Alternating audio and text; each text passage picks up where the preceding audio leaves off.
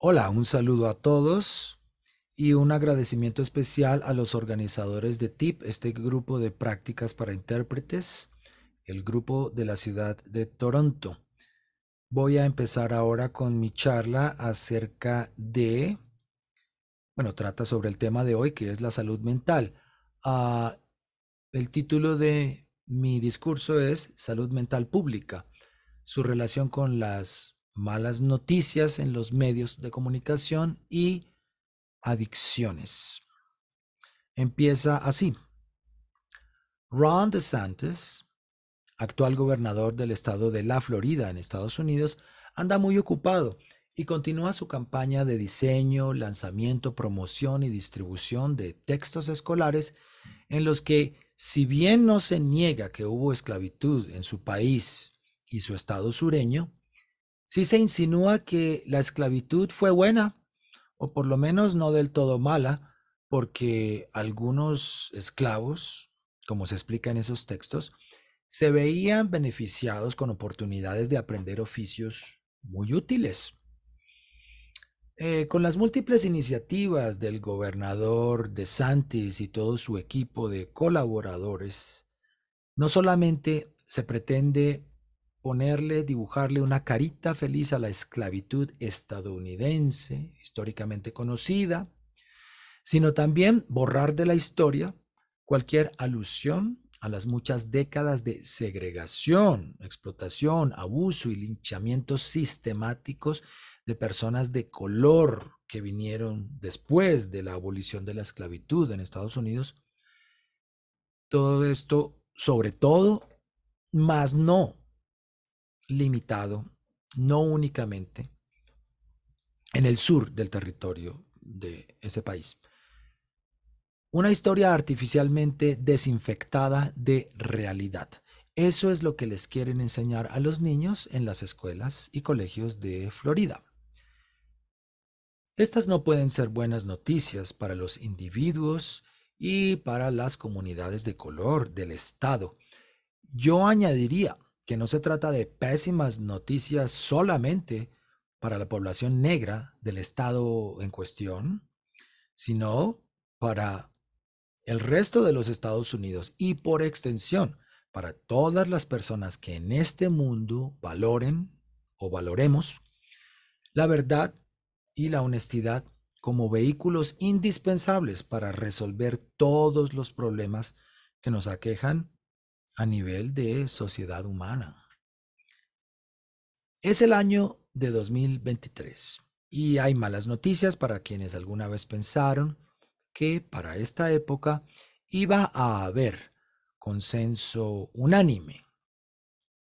Todos íbamos a estar de acuerdo acerca de importantes hechos, tanto afortunados como catastróficos, de nuestra historia mundial reciente. Pero la pregunta es, ¿qué tiene que ver todo esto con el tema de la sesión de prácticas de hoy, que es la salud mental? ¿Qué tienen que ver las malas noticias con la salud mental pública? Muy sencillo. La explicación es que las malas noticias que se ven en los medios masivos de comunicación pueden afectarnos. Estas informaciones traen consigo la semilla de malestar que puede causarle enorme estrés e incluso angustia a quienes ven directa o indirectamente amenazadas su libertad y su expectativa de vivir en un mundo más armonioso, un mundo más en paz, un mundo más feliz, un mundo más igualitario o por lo menos justo. Acabo de dar un ejemplo que les impone una terrible carga emocional a muchas personas, ya que la acción de querer convencer a todo un segmento de la población de un país de que una flagrante mentira es verdad representa un fuerte ataque psicológico que le inyecta rabia, impotencia y desasosiego a la sociedad. Aquí hay que ser cuidadosos Y vale la pena recordar que los problemas no desaparecen si los ignoramos. Desconocer la existencia de los problemas no los resuelve. Yo no estoy diciendo que se deban suprimir las informaciones de contenidos desagradables o negativos, ni mucho menos.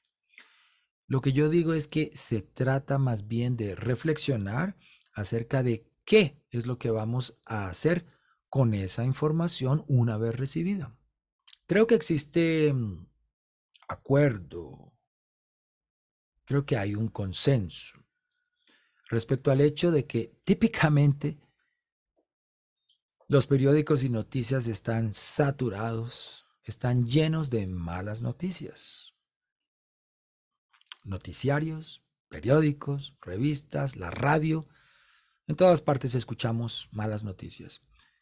Sin embargo, ¿qué han hecho tantas generaciones, nuestra generación presente o tantas generaciones pasadas, respecto a tanta cosa mala que se escucha en los medios? La presión acumulada de tanto infortunio transmitido en medios crea las condiciones perfectas para una paranoia generalizada, crea ansiedad, temor y otras emociones que le roban la paz al individuo y no reafirman su sensación de confianza, ni en el mundo a su alrededor, ni en el futuro. Muchos de nosotros, sin necesariamente recibir diagnósticos psiquiátricos graves, buscamos realidades alternativas a lo que nos presentan las fuentes dominantes de noticias. Frente a las malas noticias, hay quienes se sienten en una posición de capacidad de respuesta. La capacidad de respuesta activa a lo que ocurre. Hay personas que viven en el área proactiva de la vida, por así decirlo, mientras que muchos otros quedamos abrumados por el tamaño y la complejidad de los hechos, con lo cual fácilmente optamos por algún tipo de desconexión de lo que percibimos como el gran mundo de la realidad externa. De esa forma, muchos parten, o muchos de nosotros partimos en busca de una gratificación más privada y personal. Aquí es donde voy a empezar con el tema de la adicción. Y antes de pasar a discutirlo, antes de abordar en la parte de la adicción, que es, todos podríamos, eso fácilmente se intuye, es un problema de salud mental, esto de la adicción. Quiero hacer la necesaria advertencia y dejar claridad sobre el hecho de que lo que aquí menciono son correlaciones, meras correlaciones que dependen de diferentes factores, tales como las propensiones de los individuos, los ambientes en los que las personas se desenvuelven, las predisposiciones, las condiciones socioeconómicas de unos u otros entornos en los que las personas desarrollan sus vidas, etcétera. Hay muchos otros factores. No estoy queriendo aquí decir que las malas noticias son el factor que produce adicciones en la sociedad. No es eso. Y como ya dije, aquí no es donde vamos a entrar a examinar en detalle los trastornos mentales severos. Eso no es lo que vamos a tratar de hoy. Todo lo que quiero es dar una mirada general a algunas correlaciones sobre las que es posible tomar medidas como sociedad. Cuando se habla de adicción, normalmente tendemos a pensar en cigarrillos, nicotina, alcohol, cafeína, drogas y otra cantidad de sustancias ampliamente asociadas con efectos adictivos. Pero existen variadas formas de adicciones comportamentales, tales como la adicción al trabajo, a los juegos de azar, la adicción al sexo, Ahora en nuestra época hay toda una variedad de dependencias relacionadas con el ciberespacio, ese inquietante y sorprendente, interesante también mundo de Internet. Hablemos más específicamente de la adicción en sí. Hay dos facetas destacadas o notorias particulares de la adicción y son am, tanto a las sustancias como a los comportamientos, ¿ok? Las adicciones tienen en común los elementos de compulsividad y daño. El comportamiento compulsivo termina por producir resultados nocivos o directamente destructivos en la vida o la salud del adicto. Aquí estamos hablando entonces de esas dos facetas, esos dos aspectos, compulsión y daño. El consumo compulsivo de una sustancia o la ejecución, la realización compulsiva de una actividad comparten un propósito y un signo clínico. A saber, uno, buscan la activación de una descarga de dopamina en el sistema bioquímico del adicto y dos, producen imágenes prácticamente idénticas en pruebas de escáner del cerebro. Es decir, los escáneres que vemos de un adicto a la cocaína a punto de consumir una dosis de esa sustancia y las imágenes del escáner de un adicto a los juegos de azar a punto de realizar su apuesta y poner a rodar la ruleta o lanzar los dados parecen ser indistinguibles. Este tema de las descargas de dopamina es muy importante porque a la dopamina se le considera como la hormona de la felicidad, es la que nos da una sensación de placer, plenitud, de tranquilidad, de descanso, de satisfacción. Eh, las actividades o las sustancias que nos producen descargas importantes de dopamina son muy placenteras y es fácil volverse adicto a las actividades o sustancias que las generan, por supuesto. Eh, Eso es lo que pasa con los comportamientos o sustancias adictivas. La gente busca una gratificación rápida para escapar del tedio, del desagrado, del aburrimiento o de un mundo que se interpreta como árido y hostil. Queremos lo contrario, queremos un mundo de emociones, un mundo que nos sorprenda constantemente. Veamos algunos datos preocupantes acerca del efecto eh, de las adicciones en la sociedad. Los indicadores de sobredosis de drogas en los Estados Unidos se han triplicado desde 1990. El uso de opioides ha aumentado en un 300%. 300 millones de personas en todo el mundo tienen algún tipo de trastorno de alcoholismo. En el siglo XX, 100 millones de personas murieron prematuramente por el cigarrillo, por fumar. Muchos psicólogos estiman que uno de cada 10 estadounidenses clasifica en la categoría de desórdenes de adicción a redes sociales. Un estudio indica que el 7% de los aficionados a videojuegos tiene problemas ocasionados por este pasatiempo y el 1.4% ya son adictos, adictos confirmados, comprobados. El propio Facebook señala que Instagram es perjudicial para las adolescentes. En el estudio que encontré decía las adolescentes, tal vez son, bueno, parece que especialmente a las niñas. El 30% de nosotros podríamos ser clasificados como adictos a nuestros teléfonos celulares, a nuestros aparatos de comunicación inmediata. El 7% de la humanidad es adicto al juego, los juegos de azar. Y también es 7% el porcentaje de adictos a las compras en línea. Ahora, si identificamos que hemos incorporado algún patrón de adicción en nuestras vidas, un patrón de adicción a algo, primero que todo, el hecho de reconocer su existencia, haberlo podido identificar, ya es un buen signo y se puede interpretar como un progreso, es una buena señal, no hay que perder la esperanza. Número 2, hay solución.